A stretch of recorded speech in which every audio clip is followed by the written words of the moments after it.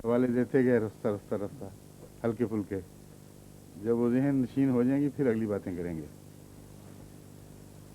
एक दो कल मैंने एक और बात कही थी, शायद याद होगा कि मुबारक मुस्लिम ने ज़रूर कोई गलतियां निकाल लेनी है। याद है ना? वो निकला ही ना, वो बड़ा अच्छा किता, वहाँ दिमाग इस पर से बड़ा चल रहा है। एक तो कल मैंने शायद वमा ज़लमूना का तर्जुमा ज़लमना हम कर दिया था। ये दो, वो हालांकि इसी ग्रामर की बहस हो रही थी, ये होना नहीं चाहिए था।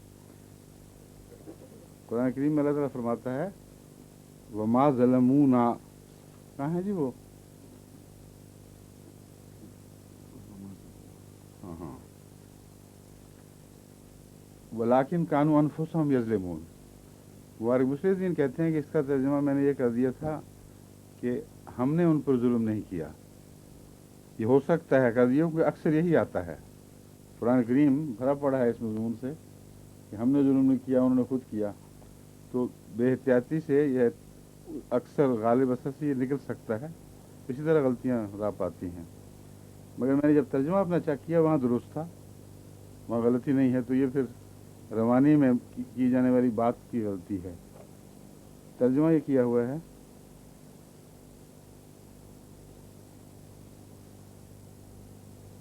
वमा ज़लमूना वलाकिन कानू अनफुसहुम यज़लिमून, और उन्होंने हमारा कुछ नुकसान नहीं किया बल्कि खुद अपने ऊपर ही जुल्म करने वाले थे। यही सही तर्जुमा है। यहाँ जुल्म से मुराद कमी करना और नुकसान करना है। तो अल्लाह पर तो जुल्म कोई कर ही नहीं सकता और नुकसान भी नहीं कर सकता वैसे, मगर खुदा का नुकसान ना करने का मजमून ज़्यादा मुनासिब मालूम होता है बनिस्बत इसके कि अल्लाह पर कोई जुल्म कर रहा हो। समझ गए बात? ये दुरुस्ती कर ली जाए। एक और बात उन्होंने बताई है जो अजीब है कि वहाँ किसी ने नहीं बताई जलसे के दौरान, और इनको भी जब तक मैंने इनका नाम नहीं लिया सूझी नहीं कि मैं दुरुस्ती करवा दूँ, हालांकि बहुत अहम बात थी। कहते हैं सूरह मुनाफिकून में ऐमानहुम का तर्जुमा ईमानहुम हो गया है। ऐमान तो कस्मों को कहते हैं, उन्होंने कस्मों को अपनी ढाल बनाया हुआ था, यानी एक आम मारूफ बात है। अब वहाँ काफ़ी उलमा भी बैठे हुए थे, वो किसी को ख्याल नहीं आया। ये मैं बता रहा हूँ कि जब तकरीर हो रही हो या मजमून चल रहा हो तेज़ी से, तो नज़र उचटती ही पड़ती है लफ्ज़ों पर, और बाज़ दफ़ा ईमान की बजाय ईमान पड़ा जाता है। ये एक तभी बात है, अगर ये बातें ना हो तो इतनी गलतियाँ मज़ामीन में रह ही ना पाएँ। जो मुसन्निफ़ीन हैं उनको पता है कि कितनी दफ़ा बार बार सेहत की जाती है तो फिर कोई गलती रह पा जाती है। और कुरान करीम के वो नुस्खे जो खुदा के फजल से ज़ाहिरी अखलाक से पाक होते हैं, ज़ाहिरी अखलाक से, उन पर बहुत मेहनत करनी पड़ती है। हमने तराजीम शाया किए, मुझे इल्म है कि बड़े बड़े उलमा बैठ जाएं फिर भी वो ये ईमान को ऐमान बना दिया, किसी और को कुछ और। ये इंसानी कमज़ोरी का हिस्सा है, इसलिए इसमें कोई शर्म की बात नहीं, इस्तिग़फ़ार का मुकाम ज़रूर है। समझ गए हैं? और बाकी जिससे आप लोग भाग रहे हैं उसकी उन्होंने भरमार कर दी है। सीगों के मुतल्लिक जो बातें बताई थी वो सारी वही हैं, उसमें कोई ज़ायद बात तो नहीं, लेकिन बड़ी मजबूत और भारी ग्रामर की ज़ुबान में उन्होंने बताया है कि ये सीगे होते हैं और ये होना चाहिए। तो इंशाअल्लाह आज आपको ज़्यादा इसमें तंग नहीं किया जाएगा, और जैसे कि मैंने बयान किया एक दफ़ा ग़ज़ा हो गई, रफ्ता रफ्ता भी इसकी जुगाली होगी, समझाया जाएगा। फिर इंशाअल्लाह जब आप खूब तैयार हो जाएंगे इस हिस्से पर, फिर अगले कदम उठाएंगे इंशाअल्लाह। आयत 61 से हमने शुरू करना है आज।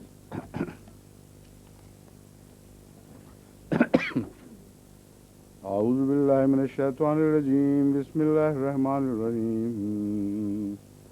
व इस्तस्क़ा मूसा लिक़ौमिही फ़क़ुल नज़रिब बिअसाक़ल हजर फ़नफ़जरत मिन्हु इस्नता अशरता ऐना क़द अलिम कुल्लु उनासिम मशरबहुम कुलू वशरबू मिन रिज़्क़िल्लाहि वला तासौ फ़िल अर्दि मुफ़्सिदीन।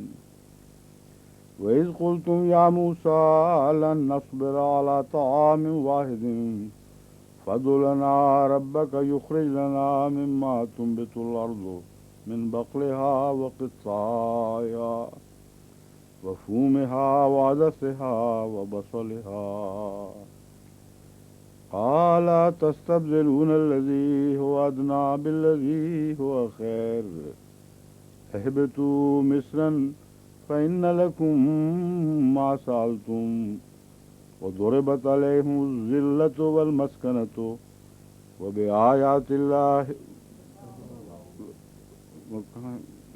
جسٹ منٹ وہ لائن میں مس ہو گئی تھی وضربت عليهم الذلة والمسكنة وباءوا بغضب من الله ذلك بأنهم كانوا يكفرون بآيات الله ويقتلون النبيين بغير الحق ذلك بما عصوا وكانوا يعتدون. اس رکوع کا ترجمہ ہو جائے پھر اگلے رکوع کی تلاوت ہوگی. وَإِذِ اسْتَسْقَىٰ مُوسَىٰ لِقَوْمِهِ، اور جب موسیٰ نے پانی مانگا اپنی قوم کے لیے. سقا کہتے ہیں پانی پلانے کو. سقا ہوتا ہے نا اردو میں پانی پلانے والا. استفلا سے مانگنے کی طلب پیدا ہوگی جو میں نے کل بتایا تھا. استسقا موسیٰ نے پانی مانگا اپنی قوم کے لیے. فقل نضرب بعصاک الحجر، تو ہم نے کہا کہ اپنے سونٹے سے پتھر کو مار، یا پتھر پر اپنا سونٹا مار.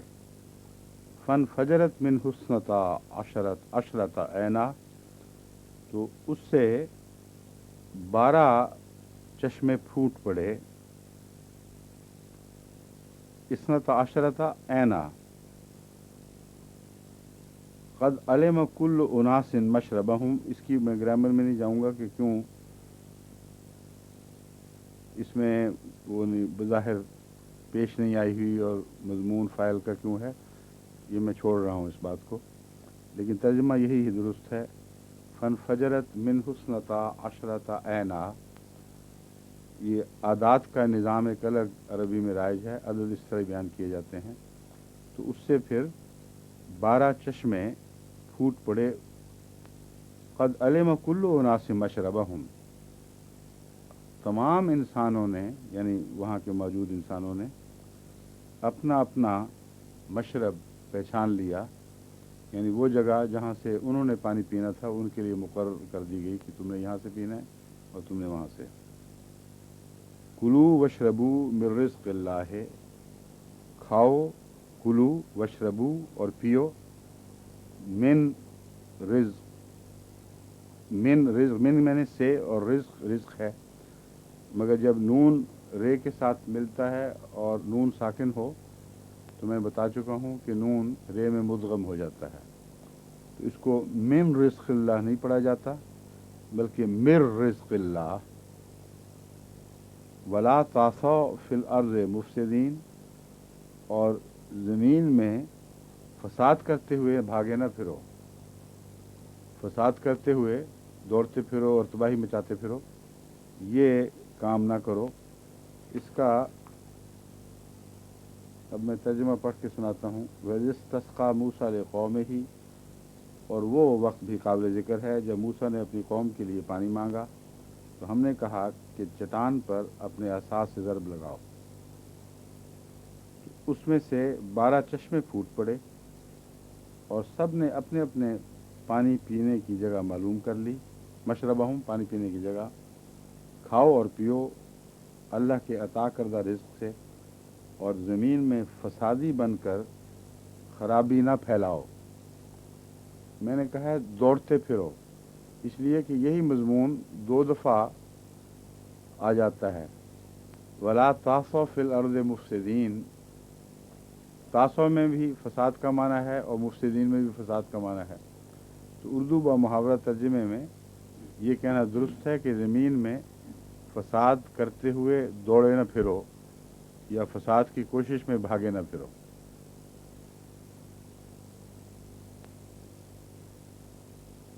وَإِذْ قُلْتُمْ یا موسیٰ، اور وہ وقت بھی یاد رکھنے کے لائق ہے جب تم نے کہا اے موسیٰ لن نصبر علی طعام واحد، کہ ہم تو ہرگز ایک کھانے پر راضی ہو کر بیٹھ رہنے والے نہیں.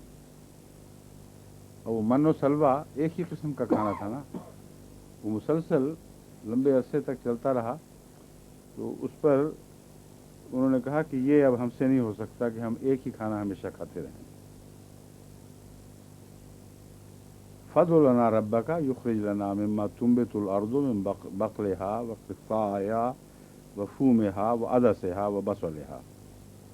بس اپنے رب سے یہ درخواست کر، فَادْعُ لَنَا رَبَّكَ، اپنے رب سے ہمارے لیے یہ درخواست کر یا دعا کر، یخرج لنا مما تنبت الارض، ہمارے لیے نکالے مما تنبت الارض، جو زمین سے اگتا ہے، کیونکہ پہلا رزق آسمان سے آ رہا تھا اور خدا سے مانگنے کے نتیجے میں اس کا ظاہری تعلق آسمان سے تھا. درختوں سے بھی جو اترتا تھا تو وہ آسمانی سے اترا سمجھا جاتا تھا، کیونکہ کہتے ہیں شبنم کے ساتھ بھی کچھ وہاں رزق اترا کرتا تھا. تو کہتے ہیں ہمیں تو زمین سے اگنے والا چاہیے. من بقلہا و قصائہا، بقل سبزی کو کہتے ہیں، کیوں مولوی صاحب؟ ہاں، اس کے ترجمہ اس کا ہے طرح طرح کی سبزیاں. اور قصہ کہتے ہیں ان کو تروں کو یا ککڑیاں. قصائہا، اور گندم میں سے اور اس کی دالوں میں سے. یہ چار چیزیں ہمیں پسند ہیں. مختلف کی سبزیاں جو زمین نکالتی ہے اس میں سے ہمیں کچھ کھلایا جائے، اور ککڑیاں، اور پھر گندم، اور دالیں. مسور کی دال یا کوئی بھی دال ہو، ان کے لیے یہ لفظ استعمال ہوتا ہے. پانچویں بھی تھی، اور پیاز، بصل تو پیاز کو کہتے ہیں. وہ بصلہا،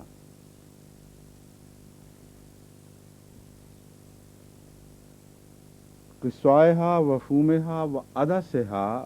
عدس کہتے ہیں غالباً مسور کی دال کے لیے استعمال ہوتا ہے، مگر سب دالوں کے لیے بھی. کیوں مول صاحب یاد ہے آپ کو؟ عدس صرف دالوں کے لیے ہے یا؟ ہاں، مسور کی دال کے لیے عموماً استعمال ہوتا ہے، لیکن پلسز یعنی دالوں کے لیے استعمال ہو سکتا ہے. وہ بصلہا، اور اس کے پیاز. قال اتستبدلون الذی هو ادنی بالذی هو خیر، اس نے فرمایا کیا تم تبدیل کرنا چاہتے ہو ہوا ادنی بالذی، تستبدلون الذی هو ادنی، اس کے ذریعے جو ادنا ہے، بالذی هو خیر، اس کو جو بہتر ہے. کیا تم یہ چاہتے ہو؟ اب یہ بہت ہی اہم مضمون ہے اور غور طلب ہے کہ آج کل تو ڈاکٹر کہتے ہیں کہ جو سبزیاں ہیں ان پر ہی زور دینا چاہیے اور سبزیاں ہی کھانی چاہیے. پھر یہ کس وجہ سے بہتر تھا؟ کیا اس کی حکمت ہے کہ اللہ تعالیٰ فرماتا ہے کہ یہی تمہارے لیے بہتر ہے؟ اس کی بہت سی حکمتیں ہیں جو تفسیر میں بیان ہوں گی، لیکن اس وقت اس کو تفصیل سے بیان کرنے کا موقع نہیں. لیکن یہ میں آپ کو یقین دلاتا ہوں کہ ایک سوال اٹھتا ہے جس کا جواب دینا ہمارا فرض ہے، اور ایسا جواب دینا فرض ہے جس سے طبیعت مطمئن ہو. کیونکہ بظاہر تو یہ دکھائی دیتا ہے کہ محض بٹیر کھا کے یا درختوں پر لگنے والی گوند کھا کے یا آسمان سے اترنے والی بعض ٹڈی دل بھی کہا جاتا ہے، ٹڈیاں اترتی تھیں، ان کو کھا کر، اور اسی قسم کی بعض چیزیں جو وہاں شبنم کے ساتھ اترا کرتی تھیں، یہ کھا کر ساری زندگی تو گزر نہیں سکتی. اور جو کھانے گندم ہے، پیاز، سبزیاں، ککڑیاں، یہ سب کو ہمیں اچھی لگتی ہیں. تو خدا تعالیٰ نے جو ہمارے لیے جائز بھی قرار دیا اور نعمتیں بھی قرار دیا، اس کو یہاں برا کیوں کہا ہے اس کے مقابل پر جو ایک سادہ سی روزمرہ کی غذا تھی جس میں زیادہ تفصیل سے زمین کے نمکیات وغیرہ اور دوسرے باصلاح مادوں کی خبر اتنی نہیں ملتی اور تنوع نہیں ہے، اور جو کھانا انہوں نے مانگا تھا وہ بڑا تنوع والا کھانا تھا۔ یہ صرف میں آپ کو سوال کے طور پر بتا رہا ہوں اس وقت، اس پر آپ بھی غور کریں، اور جب تفسیر کا وقت آئے گا تو میں سمجھاؤں گا کہ کیا حکمت تھی اس میں۔ فرمایا اہبتوا مصر فإن لکم ما سألتم، شہر میں داخل ہو جاؤ اور جو کچھ تم نے مانگا ہے وہ تمہیں مل جائے گا۔ وضربت علیہم الذلۃ والمسکنۃ، دراصل یہیں اس کا جواب آ گیا ہے، اس پر غور کریں گی تو آپ کو یہ جواب مل جائے گا۔ خواتین کو میں مخاطب ہوں اور مرد بھی، جب اس پہ غور کریں گے تو اسی آیت کے حصے میں اس پہلے سوال کا جواب موجود ہے کہ اچھا پھر شہر میں داخل ہو جاؤ، یہیں بس رہو، اور ضربت علیہم الذلۃ والمسکنۃ، ان کے اوپر کمزوری اور عاجزی کی زندگی اور مسکینی کی زندگی وارد کر دی گئی۔ ذلت کا مطلب ذلت ہے، ظاہر ہے اردو میں بھی وہی لفظ ہے۔ مسکنہ میں نے مسکینی، لیکن یہاں مسکینی سے مراد مزاج کے اچھے ہونے کے نتیجے میں مسکینی نہیں، بلکہ کمزوری کی مسکینی ہے، ناطاقتی کی مسکینی ہے۔ وباؤ بغضب من اللہ، اور وہ اللہ کا غضب لے کر لوٹے۔ ذالک بانہم کانوا یکفرون بآیات اللہ ویقتلون النبیین بغیر الحق ذالک بما عصوا وکانوا یعتدون، یہ اس لیے کہ انہوں نے اللہ کی آیات کا انکار کیا، وَيَقْتُلُونَ النَّبِيِّينَ بِغَيْرِ الْحَقِّ، اور نبیوں کو ناحق قتل کیا کرتے تھے۔ ذَلِكَ بِمَا عَصَوْا، یہ اس لیے تھا کہ انہوں نے نافرمانی کی، وَكَانُوا يَعْتَدُونَ، اور وہ حد سے تجاوز کیا کرتے تھے۔ اب یہاں ایک اور سوال اٹھے گا کہ بظاہر تو لگتا ہے کھانا مانگنے کی سزا دی گئی ہے، اور جو سزا کی موجبات بتائے گئے ہیں وہ مختلف ہیں اور بڑے سنگین ہیں، تو یہ تو بہرحال ثابت ہوا کہ محض غذا مانگنے کے نتیجے میں یا تنوع چاہنے کے نتیجے میں سزا نہیں دی گئی، اس کے بعد کچھ بد اثرات اور ان پر عائد ہونے تھے، اور ان کے مانگنے کے طریقے میں بھی کچھ فسق پایا جاتا تھا اصل میں، جس نے بعد میں اپنے آپ کو ظاہر کر دیا۔ تو جو ناراضگی ہے وہ محض دال کھانے پر یا سبزی اور تریں کھانے پر نہیں، بلکہ وہ فسق کا جو ایک طریق تھا ان کے سوالوں میں شامل تھا، طعن و تشنیع اور انکار کی عادت، اس نے جب وہ شہروں میں ٹھہرے تو ان کے مزاج کو ننگا کر دیا، اور وہ مزاج ننگا ہو کر جو سامنے آیا ہے وہ اللہ تعالیٰ فرماتا ہے وہ یہ ہے کہ باؤ بغضب من اللہ ذالک بانہم کانوا یکفرون بآیات اللہ، وہ بار بار اللہ تعالیٰ کے نشانات کی بے حرمتی کرتے تھے۔ یکفرون کا مطلب ہے انکار کرنا، اور یکفرون کا مطلب ہے ناشکری کرنا، تو بے حرمتی کا معنی بمعنی ناشکری کے، جب ناشکری کرو گے تو اس کی بے حرمتی ہوگی۔ وَيَقْتُلُونَ النَّبِيِّينَ، اور نبیوں کو قتل کرتے تھے۔ اس ضمن میں بھی بہت سے سوال اٹھائے گئے ہیں کہ کون کون سے نبی تھے جو انہوں نے قتل کیے، اور اس کا کچھ جواب میں نے گزشتہ درس میں بھی دیا تھا، لیکن یہاں قتل جیسا کہ پہلے بھی بامحاورہ استعمال ہو چکا ہے، یہ مسلسل مضمون کا تسلسل بتا رہا ہے کہ انداز بیان محاورے کا بیان ہے، نہ کہ ظاہری لفظی بیان۔ تو یقتلون النبیین کا مطلب ہے وہ نبیوں کی مخالفت کیا کرتے تھے، اور ان کی باتوں کو نظر انداز کر کے گویا ان کی ہدایات کو قتل کر دیتے تھے، ان کے مطالب کو قتل کر دیتے تھے۔ تو نبی کے قتل سے مراد لفظاً قتل ضروری نہیں، بلکہ اس کی ہدایات کے ساتھ ایسا سلوک کرنا جیسے آپ نے ان کو قتل کر دیا، یہ بھی اسی لفظ کے تابع، اس لفظ کے دائرے میں داخل ہے۔ بس یوں ترجمہ ہوگا، ظاہری ترجمہ تو یہی کرنا پڑے گا، اور انبیاء کو ناحق قتل کرتے تھے، لیکن سمجھ لینا چاہیے آپ کو کہ اس سے مراد نافرمانیاں، مخالفتیں اور ان کی ہدایات کا قتل ہے، اور ظاہری بھی شامل ہے، اس کا انکار نہیں ہے۔ ذالک بما عصوا وکانوا یعتدون، یہ اس لیے ہوا ہے سب کچھ کہ انہوں نے نافرمانی کی، یا نافرمانی کی، وکانوا یعتدون، اور ہمیشہ حد سے تجاوز کیا کرتے تھے۔ ہو گیا یہاں پورا ایک رکوع۔ اعوذ باللہ من الشیطان الرجیم، بسم اللہ الرحمن الرحیم۔ ان الذین آمنوا والذین ہادوا والنصارى والصابئین من آمن باللہ والیوم الآخر وعمل صالحا فلہم اجرہم عند ربہم ولا خوف علیہم ولا هم یحزنون۔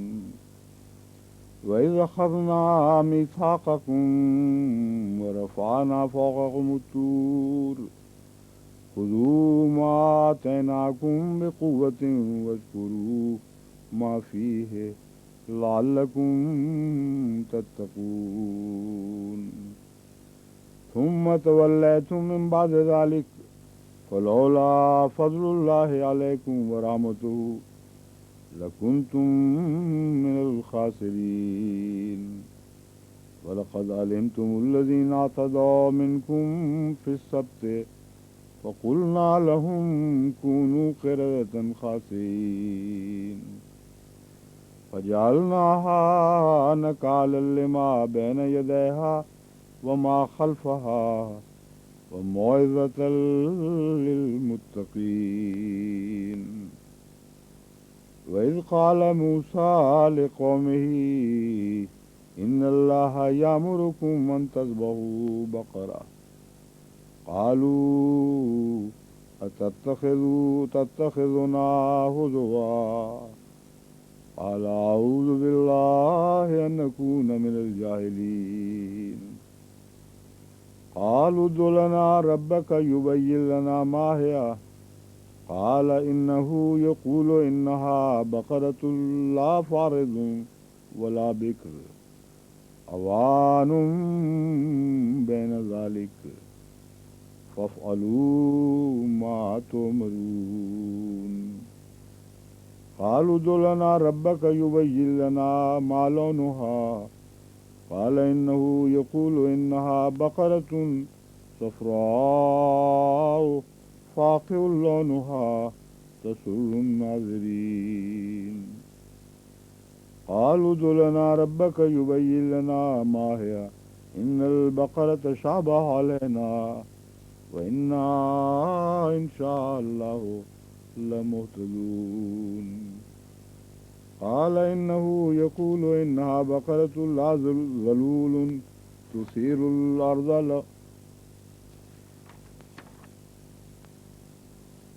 الأرض ولا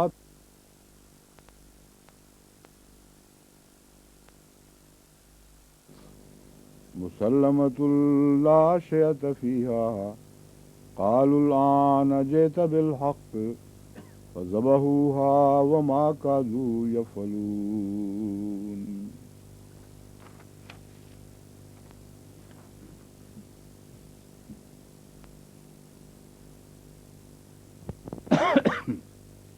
یہ فرد جرم عائد کر دی گئی، انہوں نے ظلم کیا، یہود نے یہ کام کیا کرتے تھے۔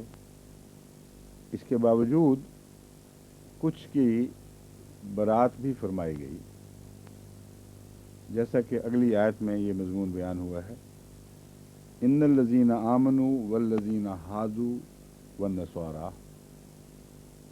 وہ تمام لوگ، یقیناً وہ تمام لوگ جو ایمان لائے۔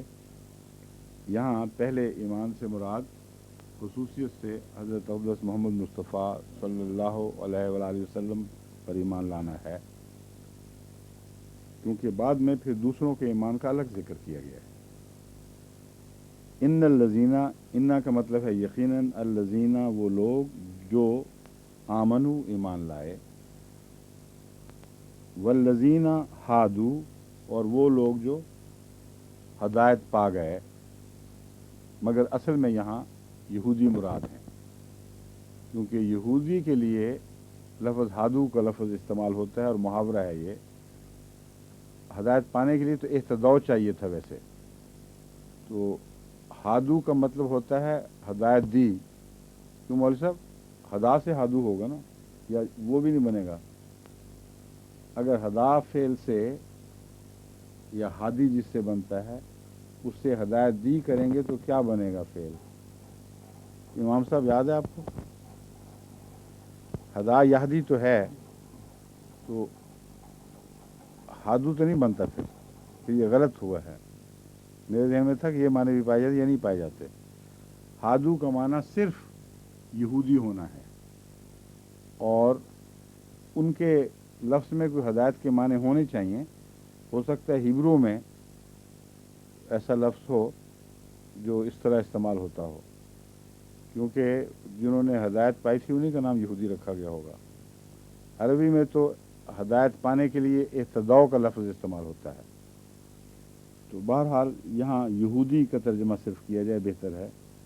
ان الذین آمنوا والذین ہادوا، یقیناً وہ لوگ جو ایمان لائے اور وہ لوگ جو یہودی ہوئے، والنصارا اور وہ لوگ جو نصارہ ہوئے، جس کا ترجمہ نصرانی کیا جاتا ہے، اور نصارہ یعنی دوسرے محاورے میں نصرانی بھی کہتے ہیں اس کو، یعنی عیسائی۔ والصابئین اور وہ لوگ جو الہی کتب کے ماننے والے ہیں عموماً۔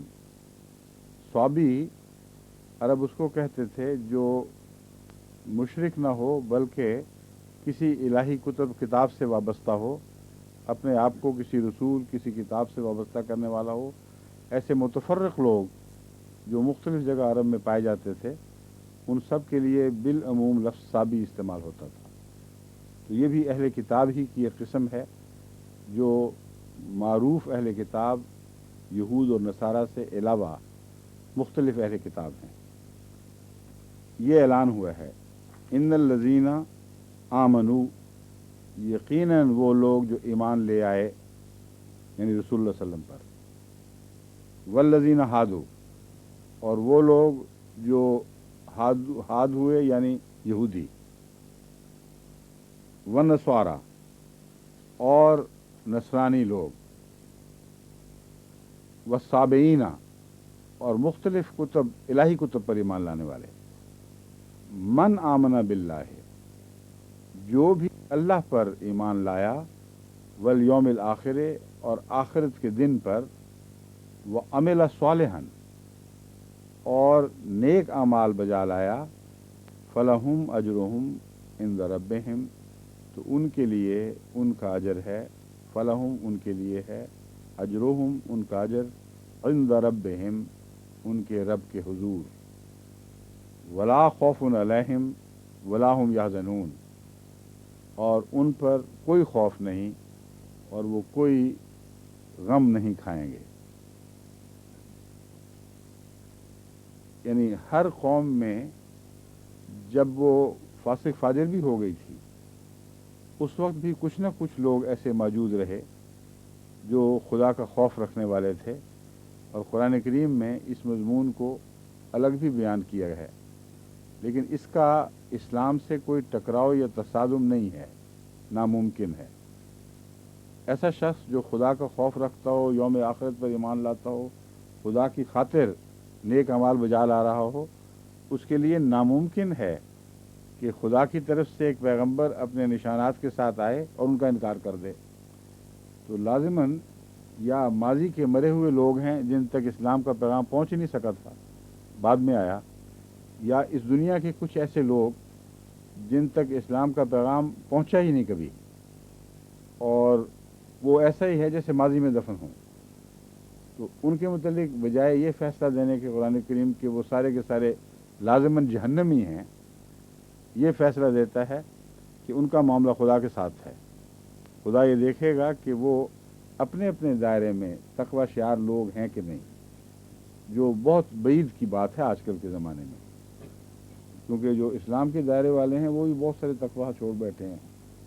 تو اس لیے ایک اصولی بات ہے کس حد تک اثر انداز ہوتی ہے، کتنے افراد اس کے دائرے میں آ کر خدا کی رحمت کے حامل بن جاتے ہیں، یہ الگ بحث ہے، اس میں پڑھنے کی ضرورت نہیں. یہ یاد رکھیں کہ یہ آیت ایک عظیم رحمت کا نشان ہے جو اسلام نے تمام دنیا کے لیے پیش کیا ہے. ان معنوں میں حضرت صلی اللہ علیہ وآلہ وسلم ایک نئے رنگ میں رحمت للعالمین کے طور پر ظاہر ہوتے ہیں، اور یہ رحمت دنیا کے کسی مذہب میں بنی نوع انسان کے لیے بیان نہیں ہوئی. ایک چیلنج ہے، یہ آپ اس کو ترجمہ تو پڑھ لیں، لیکن آپ کو یہاں انگلستان وغیرہ میں روزمرہ گفتگو کرنی پڑتی ہے. ایک ایسا واضح کھلا ہوا چیلنج ہے جس کے کوئی ایک بھی کوئی جواب جس کا دنیا کے کسی مذہب کے ساتھ نہیں دیا جا سکتا. یہ اپنے مذہب سے باہر کے لوگوں کے لیے اس طرح امن کا بااصول پیغام دلائل کے ساتھ دیا گیا ہو، کہیں نہیں دیا گیا. اب یہ درمیان میں یہ بات ڈال دی ہے تاکہ ان جرائم کی فہرست کے نتیجے میں آپ یہ نہ تحدی کرنے لگ جائیں کہ لازماً چونکہ خدا نے فرما دیا ہے اس لیے ہر یہودی لازماً مغضوب علیہ میں شامل ہے، ہر یہودی اور ہر عیسائی لازماً جہنم میں جائے گا. یہ فتویٰ دینا انسان کا کام نہیں. جہاں تک ہمارا علم ہے وہ ہم صرف یہ کہہ سکتے ہیں وہ درست نہیں ہے. ہم یہ کہہ سکتے ہیں انہوں نے اسلام اختیار نہ کر کے غلطی کی ہے اور اپنی جانوں پر ظلم کیا ہے، مگر یہ کہ ہر شخص ان میں سے کیا ہے وہ جہنم میں جائے گا کہ نہیں، یہ ہمارا کام نہیں فتویٰ دینا.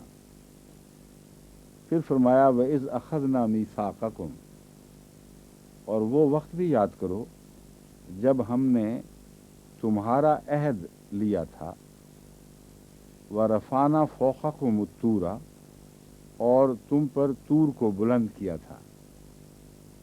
اپنا عہد نہیں فرمایا، یہاں تمہارا عہد فرمایا ہے. میثاق کا لفظ مختلف قوموں کے ساتھ مختلف معنی دیتا ہے اور مختلف گروہوں کے ساتھ لگ کر مختلف معنی دیتا ہے.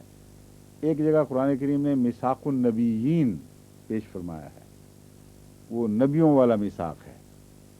ایک یہود کے ساتھ میثاق ہوا تھا، ایک عیسائیوں کے ساتھ میثاق ہوا تھا.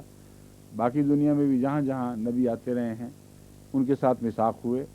تو ایک میثاق کا جو پارٹی ایک ہے وہ تو اللہ ہی ہے، ہمیشہ ہر سال میں وہی رہے گا. لیکن جہاں پارٹی بدلی ہے وہاں میثاق ان کی طرف منسوب ہو گیا. تو فرمایا وَإِذْ أَخَذْنَا مِيثَاقَكُمْ، اور وہ وقت یاد کرو جب ہم نے تمہارا میثاق یعنی مضبوط عہد لیا، وَرَفَعْنَا فَوْقَكُمُ الطُّورَ، اور تم پر طور کو بلند کر دیا. خُذُوا مَا آتَيْنَاكُمْ بِقُوَّةٍ، کیا مطلب ہے طور کو بلند کر دیا؟ کوئی بتا سکتا ہے؟ یہ تفسیری نہیں، ترجمہ سمجھنے کے لیے ضروری ہے یہ بات. کیوں جی؟ کون بتائے گا؟ تم پر طور کو بلند کر دیا، طور تو پہلے بلند تھا، جس کا مطلب ہے تمہیں طور کے دامن میں لے گئے تھے، وہاں ایک عہد باندھا گیا تھا. تو موقع کی گواہیاں ہوتی ہیں اور بعض دائمی گواہیاں ہیں. بعض دفعہ یاد دلایا جاتا ہے کہ فلاں جگہ بیٹھے ہوئے تھے تم جب یہ بات ہوئی تھی. تو اللہ تعالیٰ یہ فرماتا ہے کہ تم وہاں موجود تھے جہاں طور بلند تھا تمہارے اوپر، اور اس وقت تم نے پہاڑ کے دامن میں یہ عہد باندھا تھا. اللہ نے موسیٰ سے ایک عہد کیا تھا جو پہاڑ کی چوٹی پر کیا تھا، اور پہاڑ کے دامن میں پھر اس کی قوم سے یہ عہد باندھا گیا. خُذُوا مَا آتَيْنَاكُمْ، پکڑ لو جو ہم نے تمہیں دیا ہے، بِقُوَّةٍ، مضبوطی کے ساتھ. وَاذْكُرُوا مَا فِيهِ، लअल्लकुम तत्तकून, और याद करो उन बातों को, याद रखो कहना चाहिए, उन बातों को जो उस अहद में दाखिल हैं, मा फी है, लअल्लकुम तत्तकून, ताकि तुम तकवा इख्तियार करो, ताकि तुम गलतियों से बच सको। तत्तकून के दोनों माने हैं, एक है तकवा इख्तियार करना और एक ठोकरों से बचना और गलतियों से बचना, गुनाहों से बचना। तो इस मौके पर भी ये दोनों माने जायज़ हैं। वज़्कुरू मा फ़ीहि लअल्लकुम तत्तकून, ताकि तुम ठोकरों से और गलतियों से बच सको, तुम्हारे फ़ायदा के लिए अहद दिया गया था। सुम्म तवल्लैतुम मिन बादि ज़ालिका, फिर तुम फिर गए इसके बावजूद, इसके बाद या इसके बावजूद, दोनों माने जायज़ हैं। मफ़हूम यही है कि ये सब कुछ होने के बाद, यानी इन बातों के बावजूद तुम अहद से फिर गए। फलौला फज़लुल्लाहि अलैकुम, फलौला, लौला का मतलब है अगर ना होता, फज़लुल्लाह, अल्लाह का फज़ल, अलैकुम, तुम पर, अल्लाह का मतलब पर और कुम तुम, व रहमतुहु, और उसकी रहमत, लकुंतुम मिनल खासिरीन, तो तुम घाटा खाने वालों में से हो जाते। अब यहाँ भी जहाँ एक दफ़ा उनको मुल्ज़म करार दिया जाता है, साथ साथ कुछ रहम की खिड़कियाँ भी खोली जाती हैं। बस देखें, सुम्मा तवल्लैतुम मिन बादि ज़ालिका के बाद कि एक दफ़ा एहसान फरमाया, फिर तुम दोबारा फिर गए अपने अहदों से, या इन सब बातों के बावजूद तुम अपने अहदों से हट गए और फिर गए, उसके बावजूद अल्लाह ताला कहता है फलौला फज़लुल्लाहि अलैकुम, तुम पर खुदा का फजल बहुत था और उसकी रहमत थी। अगर ये ना होता तो जो जराइम तुम कर बैठे थे उसके नतीजे में तुम सारे के सारे हलाक हो सकते थे और घाटा पाने वाले बन जाते। वलक़द अलिमतुमुल्लज़ीना अतदौ मिनकुम, और तुम यकीनन उन लोगों को जानते हो या जानते थे, अल्लज़ीना अतदौ मिनकुम, जिन्होंने तुम में से तजावुज़ किया था सब्त के बारे में, फिर सब्त। फ़क़ुलना लहुम कूनू क़िरदतन ख़ासिईन, तो हमने उनसे कहा कि ज़लील बंदर हो जाओ। ये एक बहुत ही अहम आयत है जिसकी तफसीर में बहुत तनाज़ा पाया जाता है। वलक़द अलिमतुमुल्लज़ीना अतदौ मिनकुम, तुम जान चुके हो उन लोगों को, यानी तुम्हारे इल्म में वो लोग हैं, अल्लज़ीना अतदौ मिनकुम, जिन्होंने तुम में से तजावुज़ किया। किस बारे में? सब्त के बारे में, यानी हफ्ते को जो शिकार वगैरह से परहेज़ की तालीम थी उसे नज़रअंदाज कर दिया और झूठे बहानों के ज़रिए तुम फिर भी मछलियाँ पकड़ती रहे, जबकि वो समझती थीं कि खुदा के अहद के नतीजे में अमल में आ चुके हैं।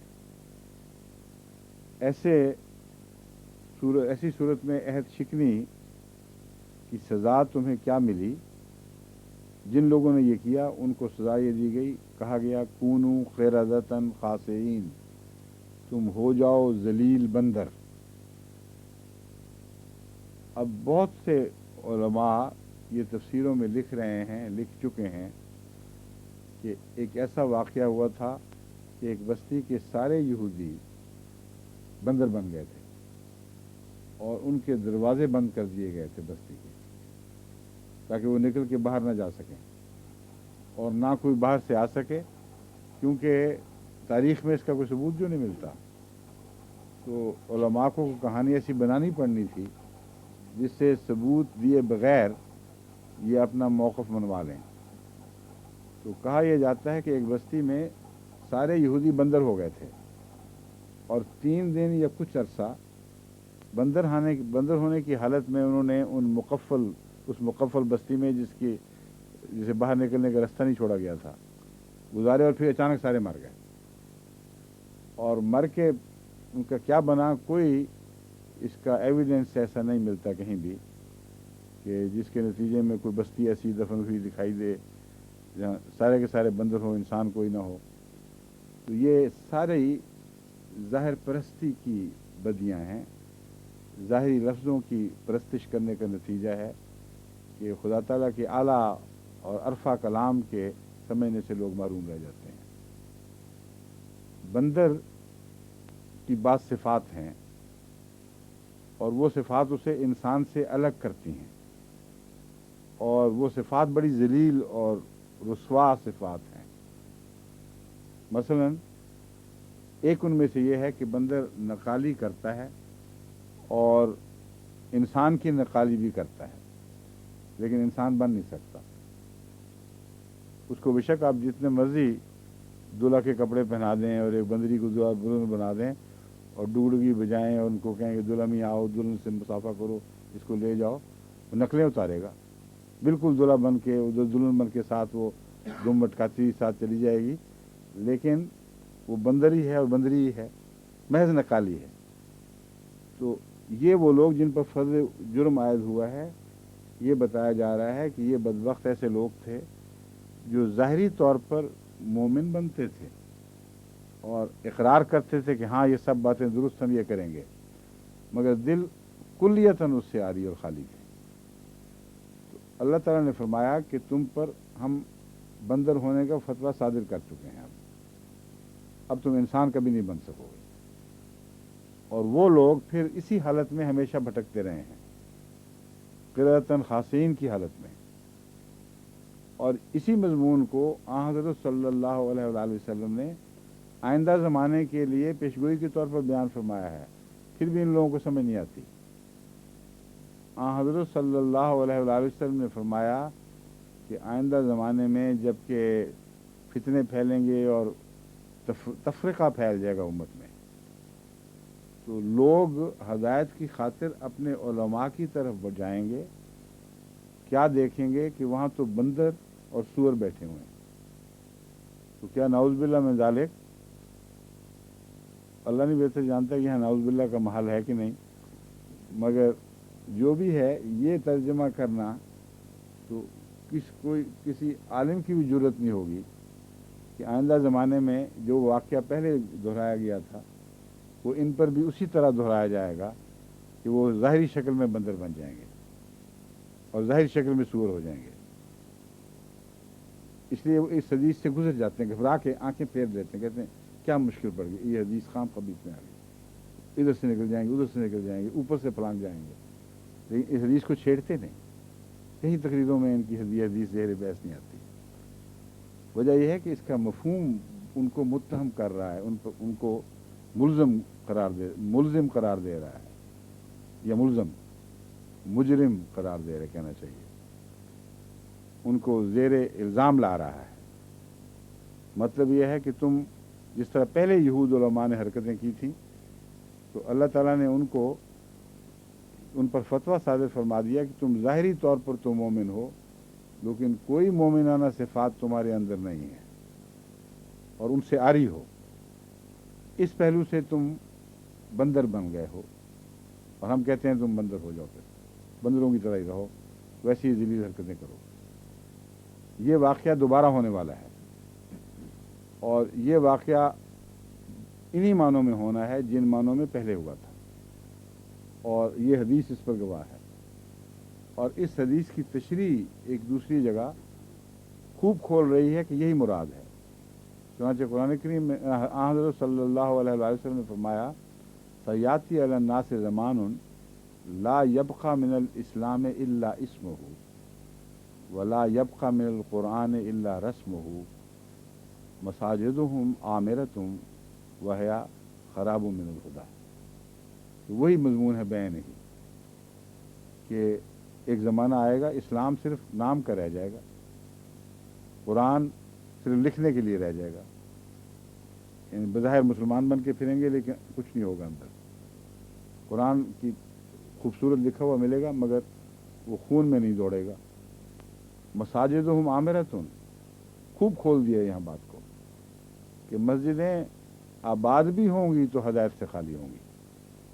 तो आबाद मस्जिदें हदायत से खाली, यही वो मजमून है जो इस आयत में है कि कूनू क़िरदतन खासिईन, हमने उनसे कहा कि ठीक है फिर तुम बंदर ही बने रहो, इसी ज़लील हालत पर तुम अपनी ज़िंदगी गुजार दो। वजअलना नकालन लिमा बैन यदैहा व मा खल्फहा व मुआज़तन लिलमुत्तक़ीन, बस हमने इस बात को उन इबरत बनाया, लिमा बैन यदैहा, उन उस जो सामने था उस ज़माने में सबके, वमा खल्फहा और जो उसके पीछे था, वह मौइज़तन लिलमुत्तक़ीन और नसीहत बना दी तक़वा शार लोगों के लिए।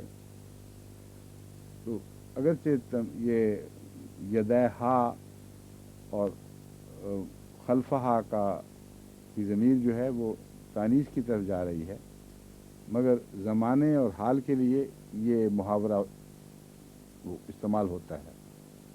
मुराद ये है कि हमने इबरत बना दिया उन लोगों के लिए भी जो उस वक्त मौजूद थे और उन लोगों के लिए भी जो बाद में आने वाले थे। तो उम्मत का लफ्ज़ अगर महजूफ माना जाए तो खल्फहा से मुराद वो उम्मत जो बाद में आने वाली थी और जो उस वक्त उनके सामने मौजूद थी, उनके लिए हमने इस बात को नकालन बना दिया, यानी इबरत का मौजूद। अगर वो बंद किए हुए ताले लगे हुए शहर के अंदर ही मर गए तो इबरत किसके लिए बने, किसी को पता ही नहीं चला। इसलिए उनकी जो हालत है वो इबरत का निशान बनी है। उनको देखकर जो खुदा का खौफ रखने वाले हैं आज भी उसी तरह इबरत हासिल करते हैं। उनको आप देखें कितने जो यहूदी उलमा हैं और अपने मज़हब पर सख्तगिरी से अमल करने वाले, बिल्कुल खोखले और खाली हैं, ना उनके चेहरों पर नूर, ना उनके अमल में कोई इंसानियत की कदरें। बहुत शाज़ हैं उनमें से, जैसा कि कुरान करीम खुद कहता है, जो नेक भी होंगे लेकिन अक्सरियत उनकी इस आयत का मिस्दाक बन चुकी है। वइज़ क़ाल मूसा लिक़ौमिही, हाँ, मौइज़तन लिलमुत्तक़ीन, और मुत्तक़ी लोगों के लिए वो उस वक्त भी मौजूद थे या बाद में आने वाले थे, उनके लिए भी ये एक नसीहत बन गई, एक इबरत का निशान बन गई ये बात। वइज़ क़ाल मूसा लिक़ौमिही, और वो वक्त भी याद करो जब मूसा ने अपनी कौम से कहा। क़ाला मूसा लिक़ौमिही, मूसा ने अपनी कौम से, ले का मतलब लिए और कौम कौम। इन्नल्लाह यामुरुकुम, यकीनन अल्लाह ताला, यामुरुकुम अन तज़बहू बक़रा, हुक्म देता है। फ़ेल मुज़ारिया यामुरु, अमरा का मतलब हुक्म दिया, यामुरु का मतलब हुक्म देता है। अन तज़बहू बक़रा, कि तुम एक ख़ास गाय को ज़िबा करो। बकरा नकरा है, एक गाय को, मगर यहाँ ये मुराद नहीं कि कोई एक गाय पकड़ लो और उसको ज़िबा कर दो। यहाँ ऐसी गाय को ज़िबा करो जो तुम्हारे नज़दीक अज़मत इख्तियार किए हुए है, क्योंकि नकरा का लफ्ज़ अरबी में आम मानों में भी इस्तेमाल होता है और बहुत ख़ास मानों में भी। मसलन हम कहते हैं वो शहरों में एक शहर है, तो एक शहर एक आम लफ्ज़ है, लेकिन जब एक ख़ास शान के साथ किसी शहर को खराज तहसीन पेश करना हो तो कहते हैं वो शहरों में एक शहर है, वो जवानों में एक जवान है। बस इस पहलू से कुरान करीम में भी अरबी ज़ुबान के लिहाज से नकरे का लफ्ज़ बाज़ दफ़ा गैर मामूली शान के इजहार के लिए, अज़मत के इजहार के लिए आता है। तो मुराद ये है कि तुम एक ऐसी गाय को ज़िबा करो जो तुम्हारे नज़दीक बहुत अज़मत इख्तियार कर चुकी है। लेकिन अब उनकी चालाकियाँ देखें, वो आगे से क्या जवाब देते हैं। कालू अतत्तखिज़ुना हुज़ुवा, क्या तुम हमसे मजाक कर रहे हो, क्या बात कह रहे हो, एक गाय को ज़िबा करो।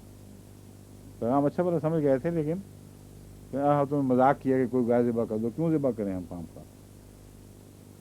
قال اعوذ باللہ ان اکون من الجاہلین، خدا کی باتیں بیان کر رہا ہوں، ایسی باتوں کو تمسخر کے طور پر استعمال کرنا یہ جاہلوں کا کام ہے، میں خدا کی طرف ایسی بیہودہ بات منسوب نہیں کر سکتا۔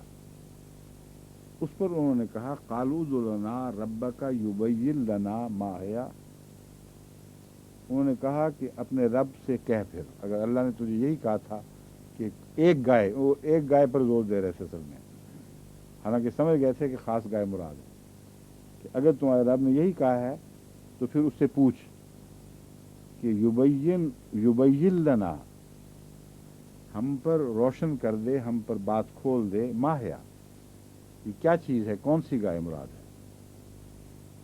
قال انہ یقول، اس پر حضرت موسیٰ نے کہا وہ یہ فرماتا ہے یعنی اللہ تعالیٰ، انہا بقرتن، وہ ایک ایسی گائے ہے، لا فارض ولا بکر، نہ تو وہ بوڑھی ہے نہ بچی،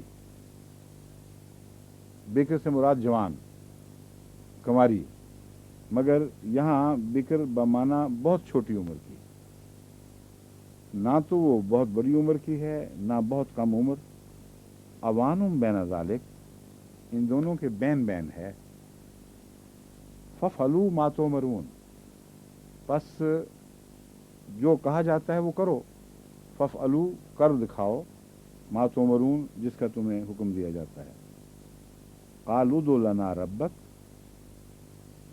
انہوں نے کہا اپنے رب سے ہمارے لیے پوچھ، یبین لنا ما لونھا، کہ ہمیں اس کا رنگ کھول کر بتائے گا رنگ کیا ہے اس کا۔ اس بات نے ظاہر کر دیا کہ مچھلے بنے ہوئے تھے، اول سے آخر تک بات سمجھ رہے تھے، کوئی ایسی گائے تھی جو ان کے علم میں تھی کہ خاص رنگ کی ہے، اور وہ چلاکیاں کر رہے تھے، وہ سمجھتے تھے موسیٰ نے ہم سے چلاکی کی ہے، ایک گائے کہہ کے تو اس گائے کو مروا دے گا۔ تو انہوں نے کہا اب یہ پتہ کرنا ہے کہ واقعی خدا کہہ رہا تھا یہ اپنی طرف سے باتیں کر رہا ہے، اس لیے اب مزید مشکلات پیدا کر رہے ہیں۔ پہلے کہا ذرا کھول دے ذرا کس قسم کی ہے، جب بتایا کہ وہ نہ جوان ہے نہ بوڑھی، درمیان کی ہے، تو کچھ ان کو شک پڑا کہ کچھ بات قریب آ رہی ہے۔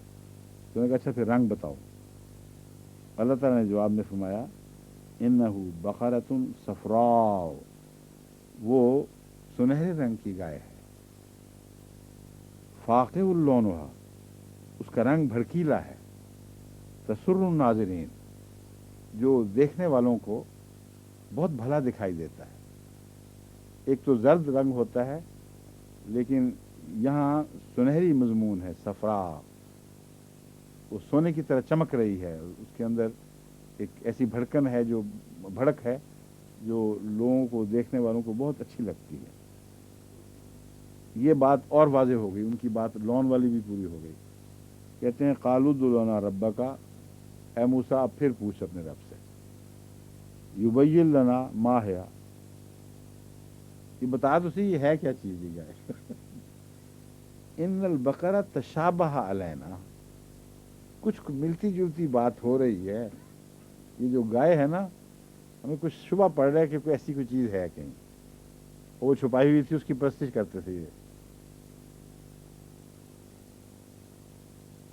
وَإِنَّا إِن شَاءَ اللَّهُ لَمُهْتَدُونَ، یہ انشاءاللہ کہہ کے بچ گئے ورنہ مارے جانا تھا، انشاءاللہ کہہ دیا نا، اس سے اللہ نے ان کو بچا لیا۔ اِنَّا، یقیناً ہم، اگر اللہ چاہے تو مہتدون، ہدایت پا جانے والے ہو جائیں گے۔ قال انہ یقول انہا بقرۃ لا ذلول تثیر الارض، اس نے کہا وہ ایسی گائے ہے جو لا ذلول، جس پر وہ کیا کہتے ہیں جوت نہ ڈالی گئی ہو، جوت ہی کہتے ہیں نا اس کو، تثیر الارض، اور اس نے زمین کو ہل چلاتے ہوئے پھاڑا نہ ہو۔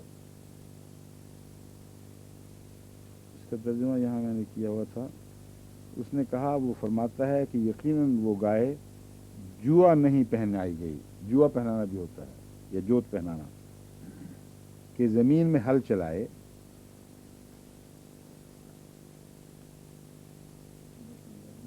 ہیں؟ اردو میں بھی ہوتے ہیں جوا، اس کا جوا اس پر. ہاں پنجابی میں بھی کہتے ہیں، اردو میں بھی جوا لفظ. لا ذلول تصیر الارض ولا تسقی الحرث، نہ ہی کھیتوں کو پانی پلانے کے لیے استعمال کی گئی ہے. وہ پانی نہیں پلاتی کھیتوں کو، مراد یہ ہے کہ وہ رہٹ پر نہیں جوتی گئی. مسلمۃ لا شیء فیہا، اب خدا تعالیٰ نے ایسا کھول دیا ہے کہ کوئی گنجائش ہی نہیں چھوڑی ان کے لیے مزید سوال کی. وہ بے داغ ہے، لا شیء فیہا مسلمۃ، پوری طرح صحت مند اور مکمل اپنی ذات میں، اس میں کوئی داغ کوئی عیب نہیں ہے. قالوا الآن جئت بالحق، اب حق آیا ہے، پہلے کیوں نہیں بتایا؟ حالانکہ سب مسئلے سمجھ رہے تھے اچھے بلا، پہلے وقت سے ہی پتہ تھا اور یہ شرارتیں کر رہے تھے. یہ ان کا حال تھا جن کے اوپر خدا نے پھر لعنت ڈالی. فذبحوها وما كادوا يفعلون، انہوں نے ذبح تو کر دیا مگر کرنے والے تھے نہیں. اللہ کا خاص ہی فضل ہوا ہے، وہ انشاءاللہ کی برکت ہے بالکل، جس کی وجہ سے وہ بچ گئے. ورنہ ان کا حال تو یہ تھا کہ ہر کوشش کر بیٹھے کہ اس کو ذبح کرنے سے کسی طرح ہم رک جائیں یا مجبور نہ ہو جائیں اس کو ذبح کرنے پر. ہو گیا ابھی وقت تو ہے نا ابھی. ہاں. وَإِذْ قَتَلْتُمْ نَفْسًا فَادَّارَأْتُمْ فِيهَا وَاللَّهُ مُخْرِجٌ مَا كُنْتُمْ تَكْتُمُونَ فَقُلْنَا اضْرِبُوهُ بِبَعْضِهَا كَذَلِكَ يُحْيِي اللَّهُ الْمَوْتَى وَيُرِيكُمْ آيَاتِهِ لَعَلَّكُمْ تَعْقِلُونَ ثم قست قلوبكم من بعد ذلك فهي كالحجارة أو أشد قسوة وإن من الحجارة لما يتفجر منه الأنهار وإن منها لما يشقق فيخرج منه الماء وإن منها لما يهبط من خشية الله وما الله بغافل عما تعملون أفتطمعون أن يؤمنوا لكم وقد كان فريق منهم يسمعون كلام الله ثم يحرفونه من بعد ما قالوه وهم يعلمون وَإِذَا لَقُوا الَّذِينَ آمَنُوا قَالُوا آمَنَّا وَإِذَا خَلَا بَعْضُهُمْ إِلَى بَعْضٍ قَالُوا وَتُحَدِّثُونَهُم بِمَا فَتَحَ اللَّهُ عَلَيْكُمْ لِيُحَاجُّوكُم بِهِ عِندَ بَارِئِكُمْ أَفَلَا تَعْقِلُونَ. کیا عند ربکم، ہم سب بارکم پڑھ دیا تھا. لِيُحَاجُّوكُم بِهِ عِندَ رَبِّكُمْ فَلَا تَعْقِلُونَ. یہ آج تو شاید اتنا ہی مشکل سے پورا ہو جائے گا. وَإِذْ قَتَلْتُمْ نَفْسًا، اور وہ وقت بھی یاد کرو جب کہ تم نے ایک جان کو قتل کر دیا. یہاں نفسن کا مضمون وہی ہے جو بقرہ کا ہے، وہاں بھی نکرہ تھا اور نفسن میں بھی لفظ بقرہ نفس کے لیے بقرہ نفس کے لیے نکرہ استعمال ہوا ہے، یعنی ایک خاص جان کو جو غیر معمولی اہمیت رکھتی تھی. فَدَّارَأْتُمْ فِيهَا، پھر تم نے اس کے متعلق اختلاف شروع کر دیے. وَاللَّهُ مُخْرِجٌ مَا كُنْتُمْ تَكْتُمُونَ، اور اللہ تعالیٰ ضرور اسے نکالے گا، نکالنے والا ہے جو تم اس بارے میں چھپاتے رہے ہو. فَقُلْ نَضْرِبُهُ بِبَعْضِهَا، بس ہم نے کہا اس کی مثال ڈھونڈو اس جیسی دوسری باتوں میں. كَذَلِكَ يُحْيِي اللَّهُ الْمَوْتَى، اسی طرح اللہ مردوں کو زندگی بخشتا ہے. وَيُرِيكُمْ آيَاتِهِ لَعَلَّكُمْ تَعْقِلُونَ، اور تمہیں اپنے نشان دکھاتا ہے تاکہ تم عقل کرو۔ اب یہاں قل نضربوہ ببعضھا وہ آیت کا حصہ ہے جس پہ جو وسطی ازمنہ وسطیٰ کے علماء جو ہیں وہ مصر ہیں کہ اس سے مراد یہ ہے کہ گوشت کے ٹکڑے، قتل کیے ہوئے شخص کے گوشت کے ٹکڑے سے دوسرے گوشت کے ٹکڑے کو مارو۔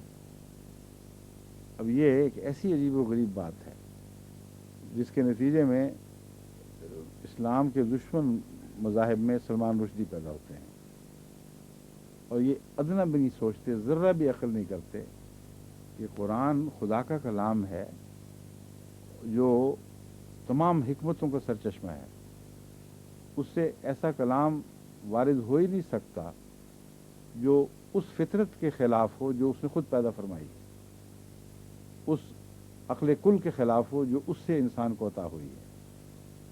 اور پھر یہ ساری آیت اس مضمون کو جھٹلا رہی ہے جو وہ ظاہری ترجمہ کر رہے ہیں، حالانکہ اس سے پہلے گزر چکی ہے مثال ضرب کی، اس سے مراد مثال بیان کرنا ہوتا ہے۔ ان اللہ لا یستحیی ان یضرب مثلا، کہ ایک مثال بیان کرے، تو ضرب المثل بھی رائج ہے ہمارے اردو میں بھی، تو ضرب اصل میں مثال بیان کرنے کو کہتے ہیں۔ تو اللہ تعالیٰ فرماتا ہے کہ قتل ہوا ہے، کس نے کیا ہے، اس کی جستجو میں ایسی مثالیں تمہارے کام آئیں گی، کیونکہ کرمنل ایک ہی طرح کا کرائم بار بار کرتا ہے اور اس کے کرائم کے سٹائل میں فرق نہیں پڑتا، اس لیے ہر مجرم کا جو کہ جرم کے ارتکاب کی طرز اس کو پہچاننے میں مدد دیتی ہے، آج بھی مدد دیتی ہے۔ انتہائی سائنٹیفک زمانے میں جبکہ بڑے بڑے سائنٹیفک آلے استعمال کیے جاتے ہیں، اس چیز کو سب سے زیادہ اہمیت ہے، اور پولیس انگلستان ہو یا کسی اور مغربی ترقی یافتہ ملک وہاں خصوصیت سے مثالیں ڈھونڈ کر پہنچتی ہے۔ کہتے ہیں ایسا ایک قتل لندن میں ہوا ہے، ایک ایسا ہی قتل یارکشائر میں ہوا تھا، اور اگر ہم وہاں تحقیق کریں تو ہو سکتا ہے لندن والے قتل کا بھی کلو مل جائے، اور پھر پتہ چلتا ہے کہ مڈ لینڈز میں کسی جگہ وہ ہوا تھا قتل۔ تو رشتے جب ملتے ہیں تو چھوٹے چھوٹے جو ان کو کلوز کہتے ہیں، یعنی نشان یا علامتیں ملتی ہیں، وہ مختلف جگہ کی اکٹھی ہو کر ایک ہی کہانی کو بناتی چلی جاتی ہیں اور تقویت دیتی جاتی ہیں۔ یہ وہ سب سے پہلے قرآن کریم نے یہ جرائم کی شناخت اور مجرم کی تلاش کا اصول پیش فرمایا تھا نہایت اعلیٰ درجے کے کلام میں، کہ جب تم نے ایک جان کو قتل کر دیا اور معاملہ مشکوک تھا تو ہم نے کہا فقل نضربوہ ببعضھا،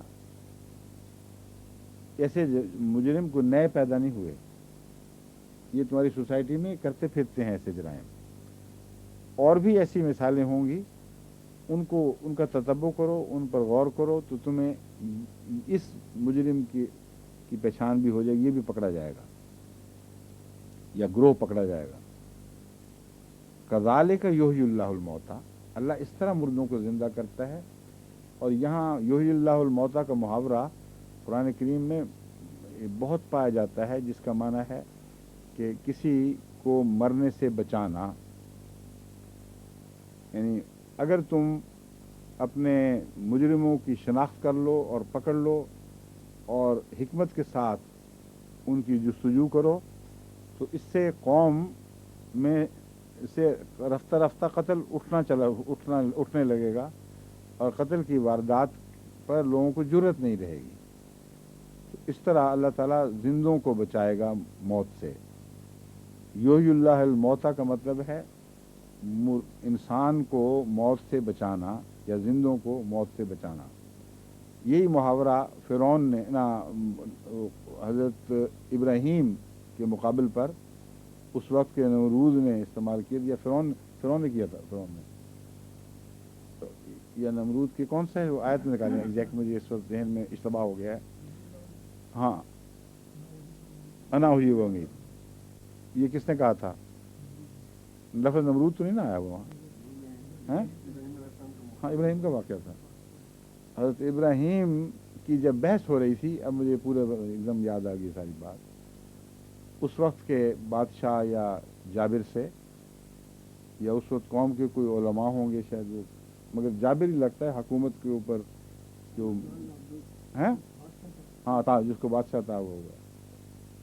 उससे जब बहस हुई तो हज़रत मूसा ने हज़रत इब्राहीम अलैहिस्सलाम ने दो बातें पेश की।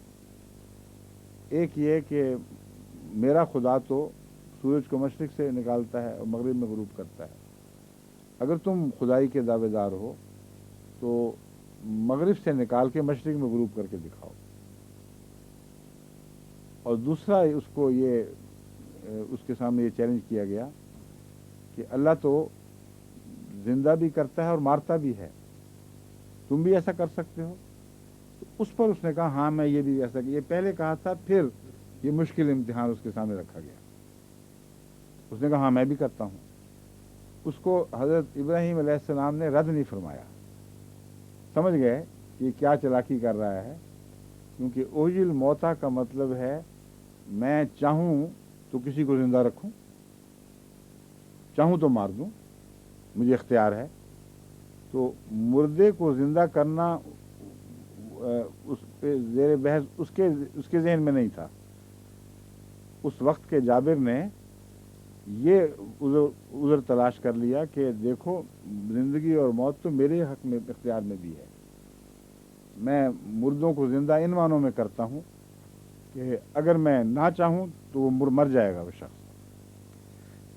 बिल्कुल यही माने यहाँ हैं, कज़ालिका युह्यिल्लाहुल मौता, इस तरह अल्लाह ताला मुर्दों को ज़िंदा करता है। और यहाँ मौता से मुराद कौमें भी हो सकती हैं कि जहाँ इंसाफ के उसूल जारी हो जाएं, जहाँ जुल्म का बदला लेने के लिए पुरहिकमत ज़राए इख्तियार किए जाएं, ऐसी कौमें ज़िंदा हो जाती हैं और ज़िंदा रहती हैं, और वहाँ ज़िंदगी की हिफाजत की जाती है, ये मुराद है।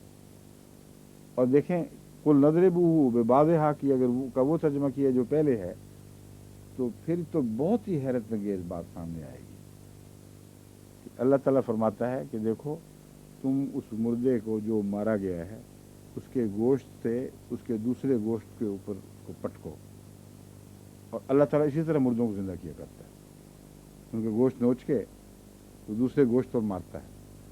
और ये बात खुदा की तरफ मंसूब हो सकती है? ये लोग हम पर इल्ज़ाम लगाते हैं कि मानवी तहरीफ कर दी है कुरान में, यानी हमारा तर्जमा नहीं मानते और फितरत इंसानी को जो खुदा ताला ने हिकमत वज़ीयत फरमाई है उसके मुताबिक अल्लाह के कलाम का तर्जमा करते हैं। ये कहते हैं ये मानवी तहरीफ है। और अगर ये इनके तर्जमे पे जाओ तो सारा निज़ाम कायनात दरम बरम हो जाए। ऐसी सी जहलाना बातें नाउज़ बिल्लाह मिन ज़ालिक कुरान की तरफ मंसूब की जाती हैं, जिसको कुरान की हर आयत साथ साथ झुटलाती चली जाती है। अब कोई मौलवी सोच सकता है कि अल्लाह ताला इस तरह मुर्दे ज़िंदा करता है कि उसके गोश्त नोचता है और दूसरे पर मारता, कहते देख लो ज़िंदा हो गया। वह युरीकुम आयाते ही, और फिर तुम्हें दिखाता भी है। कभी किसी ने देखा है खुदा के हाथों मुर्दा ज़िंदा होते हुए इस तरह? लेकिन ये दिखाता है कौमों में कि जहाँ इंसाफ को मजबूती से नाफिज कर दिया जाए, जहाँ पुरहिकमत ज़राए से कातिलों की तलाश मुमकिन हो जाए, वहाँ ज़िंदगी की हिफाजत होती है। और ये अल्लाह ताला दिखाता है, लअल्लकुम ताक़िलून, ताकि तुम अक्ल करो। सुम्मा क़सत क़ुलूबुकुम मिन बादि ज़ालिका फ़हिय कल हिजारत व अशद्दु क़स्वा, फिर तुम्हारे दिल पत्थर हो गए इसके बावजूद। फ़हिय कल हिजारत व अशद्दु क़स्वा, बस वो पत्थर हो गए बल्कि पत्थरों से भी ज़्यादा सख्त। यहाँ औ का लफ्ज़ इस्तेमाल है, या पत्थर हो गए या उनसे भी ज़्यादा सख्त।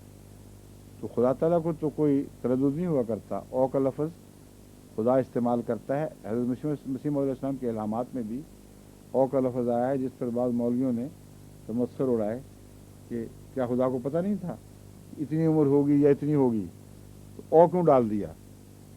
तो क्या अल्लाह को पता नहीं था कि दिल सख्त हो गए थे और पत्थरों से ज़्यादा हो गए थे? तो वाह की बजाय औ क्यों आया? اس کی بہت سی حکمتیں ہیں، مضمون وسیع ہو جاتا ہے.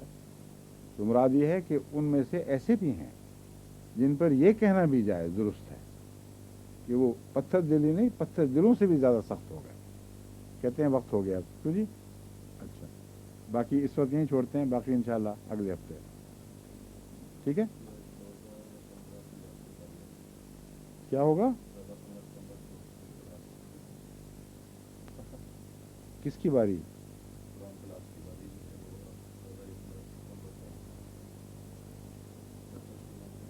نہیں کیوں، ایک منٹ ٹھہرے نا.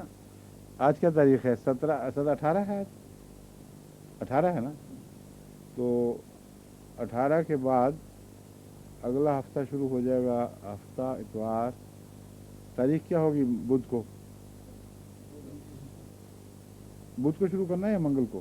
بدھ کو 24 ہوگی تو پھر نہیں ہو سکتی.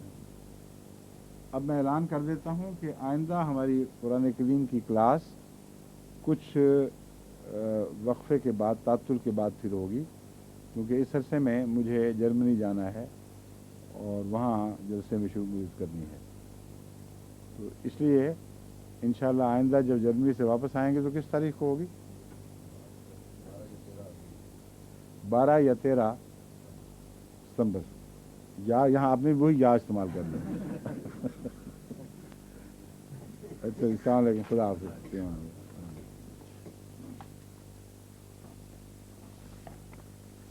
مسلم دن ساتھ گل ٹھیک نکلی نا سر. وہ ایسے گرامر کی کتابیں لے کے بیٹھے ہوں گے.